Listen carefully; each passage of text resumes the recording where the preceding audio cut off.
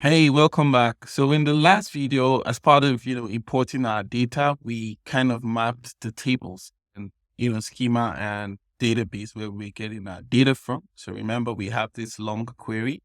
And the first step is to say, okay, let's bring in these guys into DBT. So what we have done so far is to map the data. So to say, okay, for item bringing from Snowflake, database, this schema and these items, the name of the table, so for the rest.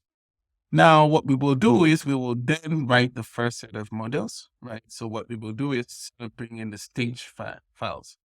Now we call it staging file when we are bringing in the data for the first time. So when we are bringing in like a data that is essentially maybe not in DBT before, the first thing we try to do is to stage the data. Um, we stage the data, and it's usually advised to have a one-to-one mapping of the data.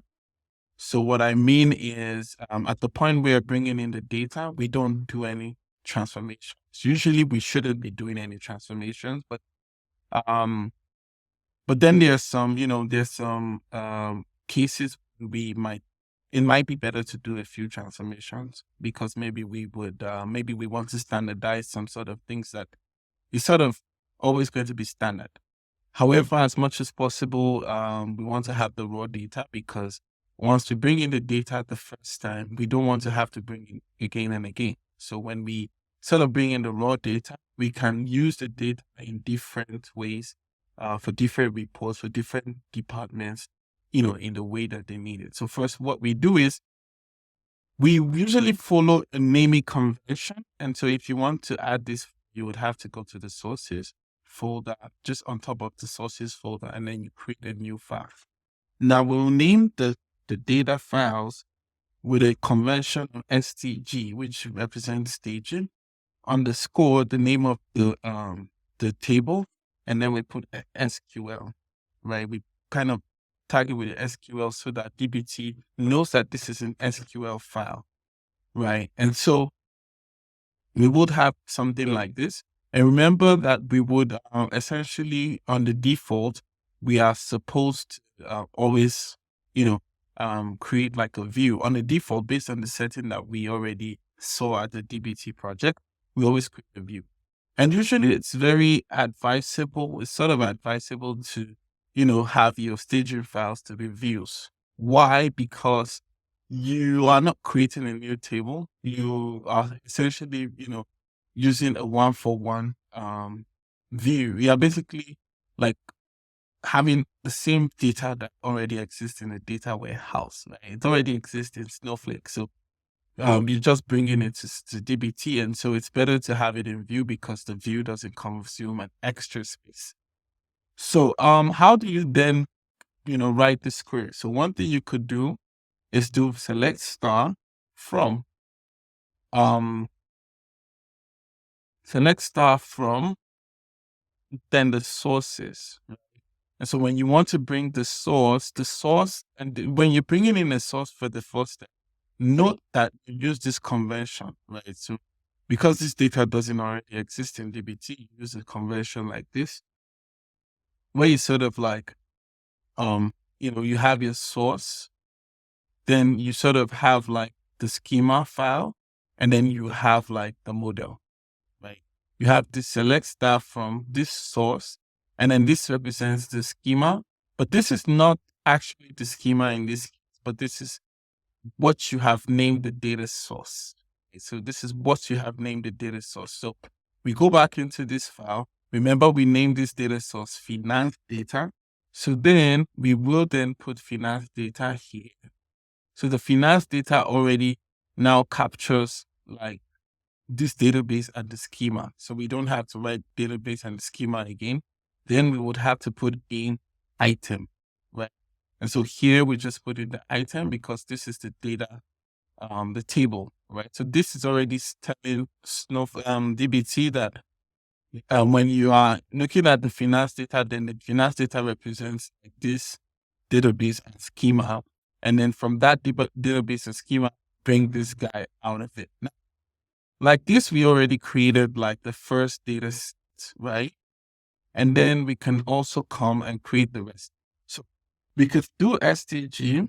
The next one is the call center. And let's call this, I think the call center is call center underscore center. And then we do the SQL. Sorry. And then we have this, and we can sort of like, because we know that we are sort of in the territory where everything is sort of similar. So we can just copy, from the different SQL files. And then we create another SQL file here. Let's maybe come to the source.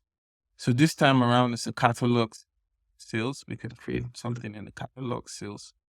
So we call this STG catalog sales.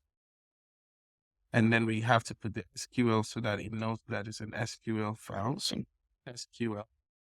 And since this query is be very much similar to this, then we just come here and copy, right? And then we can paste. And so now we could sort of change this to STG catalog sales. And so yeah. So we will then also come here. And then the next one we will be bringing in is a date dim. So the date dim, which is STG date D S, right? And so we copy this guy here.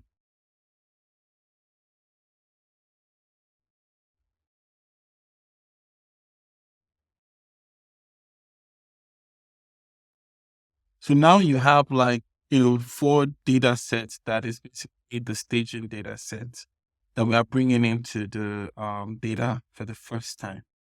So now what we do here is we just do a DBT. So now we already have the artifacts here, but we don't yet, we haven't created the database in Snowflake. So for us to be able to, replicate this data in Snowflake, then we will need to do a DBT run, right? So we come down to the terminal. I mean, if your terminal is not open, you could come to the 3 dots here, come to, terminal and click terminal, and then make sure you are within the folder of the Briteflux warehouse. So what you would then need to do, if you are still in DBT repo, is then you would do CD Briteflux warehouse, right? And then you can then run DBT run. Now with DBT run, what happens is, it runs all the SQL files that exist. Okay, so now we have a problem because then it's saying this data was not found. Okay, so there seems to be a problem here, and this is actually my fault. So I should be writing dates, underscore dim, and I think maybe I made the same mistake here. Is that STG because we're getting this is the source data. So it should actually be catalog sales, right? So the source data, we are referencing this guy, which is this and this. This is finance data, and then we have the catalog sales. And so one of the advantages of running the DBT run, of course, is that it then helps us to see if there's any problems in the whole, setup, because DBT run runs everything in the setup. So if there's any problem, then it's essentially telling us hey, this is the problem you have in your setup. So when we do the DBT run again, so what happens is, we have to, so what happens now is you see that it then says okay, I have 8 threads running. This is part of the settings that we had done initially. And then it starts running all the 4 models because we have 4 models and we have a maximum of 8 concurrent models running. And then you have views, right? You have 4 views that are created, right? Based on these 4 views are created. And so essentially you have the 4 views, essentially created into Snowflake. And when you come here, because we have specified that we want to have, our data in the DBT test. So we will see the 4 views that we have just created. Note that this was the view that was created with the sample, but then we have the 4 views now created. So we have these four views, which is essentially like a replica of, the initial source data. It's just essentially the same. Nothing has changed. Now, one thing I just wanted to also tell you was that ideally we should be naming the individual columns one at a time. This is the best practices in DBT and even in general SQL, that when you are running a select, do not use a select star, but basically explicitly write the names of the columns that you're selecting, even if you're selecting all of them. There is an easy way that we will do this in DBT, but we will still come to that later in the future. So for now, let's just keep this at, this level. And so in the next one, we would essentially go forward and make a new step and build something new on our data. So looking forward to that. Till later.